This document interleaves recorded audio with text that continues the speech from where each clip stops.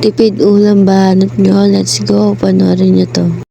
Naghiwa nga lang po pala dyan yung bayaw ko ng siling green kasi nga po for today's video lulutuin po natin ngayon San Marino may malunggay o diba bago yon, kaya let's go panoorin nyo to para po tipid ulam na rin po.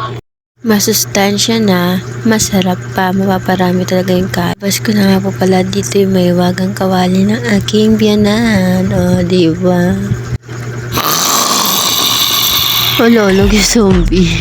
Balik na nga po pala tayo dito sa tipid ulam natin. Nagdagay na nga lang po pala dyan yung binali ko ng mantika at ginisa na nga po pala yung sibuyas at sinabay niya na nga rin po pala dito yung siling green para nga po pala maluto na at minekos-mekos na Kenny, o diba? At lutuin na po ng mais yung sila at sibuyas at inagay na po dito yung San Marino.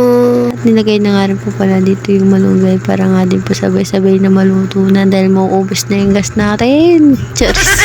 Nilagyan na nga lang din po dito ng konting tubig. Tapos po minekos-mekos na para nga po pala maluto na. Tayo lang po natin dito maluto para nga po pala makain na tayo. Pakain na naman tayo marami dito for today's video at nilagyan nga lang po pala dito ng pampalasa katulad ng magic and 4 cubes para nga po pala talaga may lasa na o diba mapapakain talaga kami ng marami dito guys, promise. At tinalo-halo lang po dito ng aking biyanan para nga po pala talaga maluto na yung gulay at makakain na tayo. Ayan na nga for today's video, luto na nga po pala. Ayan na nga po pala yung kinalabasan niya. Ay nga guys, sobrang sarap, grabe. Mapapakain talaga tayo marami. At sabay-sabay na naman din po kami ulit kumain for today's video.